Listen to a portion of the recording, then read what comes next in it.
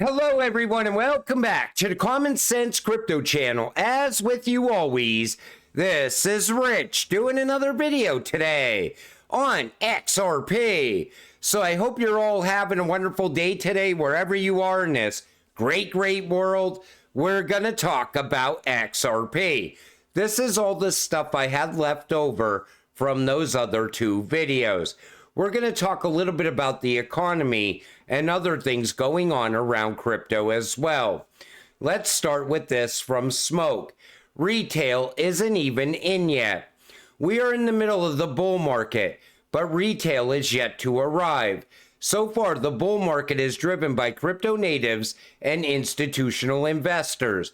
Meanwhile, retail user metrics like Google search trends, new crypto YouTube subscribers, and App Store rankings signal that most retail users still need to arrive. So they're still anticipating retail getting on board with crypto at some point. But it brings me to this. They want retail out when retail isn't even in. Zoom out, kick the unproven theories, and realize that the few 100,000 people arguing on X or about crypto is 0.001% of the world's population. Institutions don't plan around retail because retail is late to everything anyway. Like I said, it's not the elites that want you out of crypto. It's people like Elizabeth Warren and, Gary Gensler. They want you out. They want to know how much crypto you're holding as well. The elites, however, they could care less if we get rich or not. They probably know exactly when the switch is going to get flipped. They know how big XRP is. If a few thousand people get generational wealth, what do they really care? But it's these politicians. They care.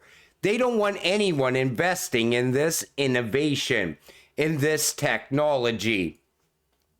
Visa, digital currencies go mainstream. Visa knows, MasterCard knows. They see the adoption happening. And, even the banks, they're building out on the back end, getting everything ready because they know eventually crypto is going to have mass adoption. It is absolutely coming. This comes from David Schwartz. Indirect regulation is an end run around due process, and courts need to put a stop to it. If the government wants to punish virtual currency companies, let it make a case against them. But when the government punishes your business partners for doing business with you, despite no direct action against you, it punishes you by depriving you of future business relationships without giving you any of the normal rights due process demands. Breaking. Jerome Powell's Federal Reserve slams Texas bank with cease and desist order over servicing Bitcoin and digital asset industry. So now you have the Federal Reserve serving banks with a cease and desist order. This is even worse than Gary Gensler and the SEC. This goes outside the rule of law. And this should not even be happening. Judges should be stepping in and putting an end to this kind of behavior. But again, it's the United States. You have to pay to play. So I'm sure most likely this bank will have to file some sort of action so that they could use crypto and Bitcoin in their daily activities going forward. It doesn't ever end, though, with crypto in the United States. Hopefully it all changes with a new administration in the White House. The shift towards alternative financial system is accelerating as the West weaponizes and devalues the dollar. That's why the BRICS launched mBridge. On that note, many of the central banks have publicly partnered with Ripple to use XRP as a settlement mechanism. And that's what's going on. The US, they act like the US dollar is never going to lose its reserve currency status. But look what's going on with the dollar. Look at right now. Before COVID, the US paid $1 billion in debt interest per day. During COVID, it was $2 billion. Today, it is $3 billion every single day. U.S. debt is up $64 billion in one day to start the month of September to a record high of $35.3 trillion. We'll be up another $1 trillion by the end of 2024. But yet people still think the economy's getting better because the mainstream media news is brainwashing people, telling them, oh, everything's turning around. Prices are coming down. I'm not seeing it at the grocery store. I don't know if you are or not, but it looks like things are still shrinking, but the price is staying the same. And same thing's going on with gas. It's fluctuating, but it's still way higher than it was before COVID. Remember that when it was around $2 a gallon? Sometimes it even fell below $2 a gallon. Look at where it is today. Iraq is facing a drop in oil prices, plus $64 trillion deficit in the budget will cause Iraq to activate something else as a precautionary procedure in order to survive. Gold is the only way to stop currency of fluctuation, as was ordered by the IMF. So it looks like Iraq is going to turn to gold. And do you see who else is turning to gold? Russia will start selling oil for gold starting in September. Everything is pushing towards gold. You know why? Because they're going to be backing their currencies with gold. And that's going to put major stress on the US dollar. The US dollar has no choice but to go back to a gold-backed system. What else are we going to back our money with? You know, if we go on the same path we're on now, hyperinflation is coming. Honestly, I think they're propping everything up leading into the elections. Once the election's over, that's when I think everything's going to start to fall apart. Billionaire Mark Cuban says if Kamala Harris taxes unrealized gains, it will kill the stock market. Take a listen. There's a whole bunch of folks in the Valley who I've been in touch with in the past week on this unrealized tax issue, gain issue, and where we've talked about, you know, those who are taking loans against their unrealized stock, et cetera, et cetera. And then they say, well, you know, if you start to tax that, we won't be able to make investments in startups. We won't be able to give money over to venture capitalists and private equity folks and other things like that. What's your feedback to that distinction? Because I wonder, once there's a critique of one, then of one policy, and you get rid of that policy, then of course it moves to the critique of the next version of it. Well, of course, but okay. So what I told him was, if you tax unrealized gains, you're going to kill the stock market. You know, I can't even believe they didn't drop this yet. Like, they didn't just let go of this unrealized capital gains tax. If they don't get rid of this, do you know how catastrophic that's going to be for the United States? I think we would be finished at that point. Businesses would be closing up left and right. The stock market, definitely, that's going to come crashing down. Most likely, we will head into a depression. That's why these kind of taxes, they're only meant to do one thing: steal from you, nothing else. Think about that. Your crypto goes up in value, you don't sell, but you still owe taxes on that value.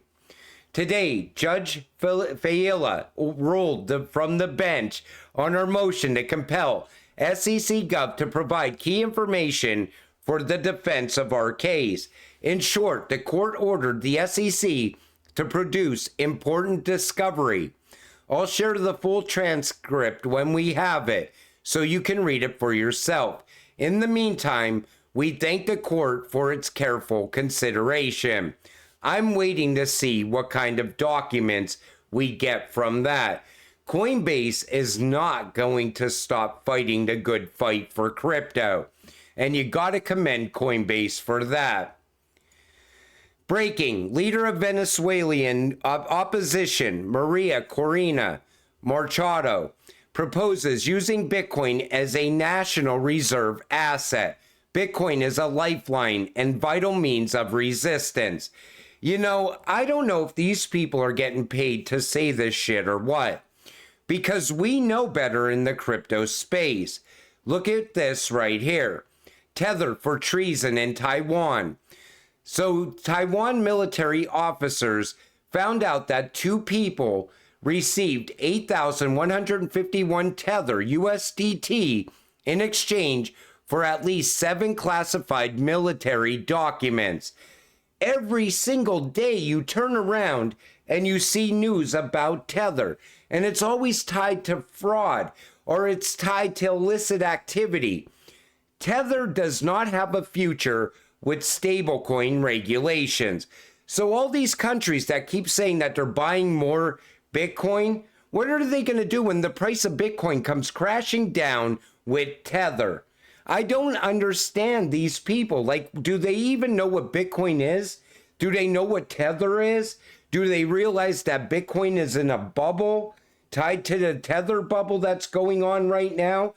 And everything is eventually going to fall apart? But, you know, like I said in multiple videos, the hype around Bitcoin is at a new all-time high while the price keeps dropping. Something is going on with Bitcoin. I think they're just getting as many people as they possibly can into it, and then something is going to happen. It's just going to come crashing down once and for all. I just don't see a future in it. Fed News Networks. This is on the debt clock, and you see it right here. Why won't they tell you the truth?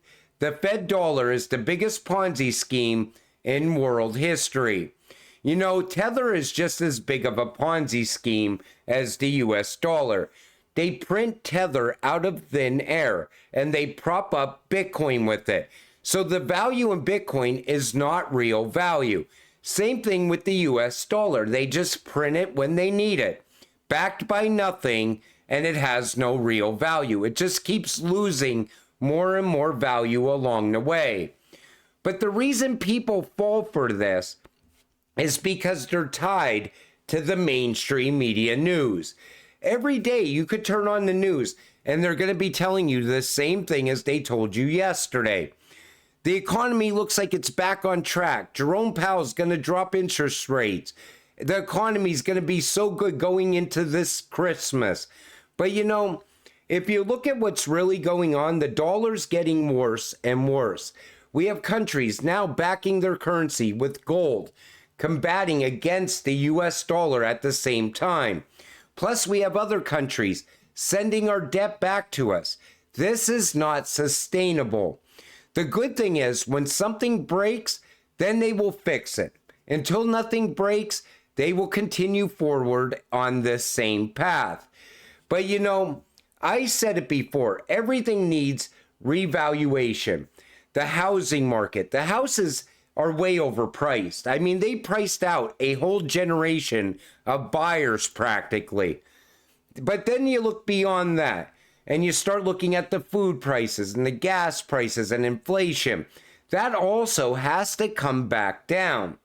So once something breaks, all of a sudden we'll get revaluation of everything, because then we will have the fix. And all of a sudden, they will come up with a way to eliminate all of our debt. They want a new financial system, but they're not done stealing from the current financial system. They want to get as much as they possibly can out of this system before we go to the digital system, which I think is most likely coming at some point in 2025.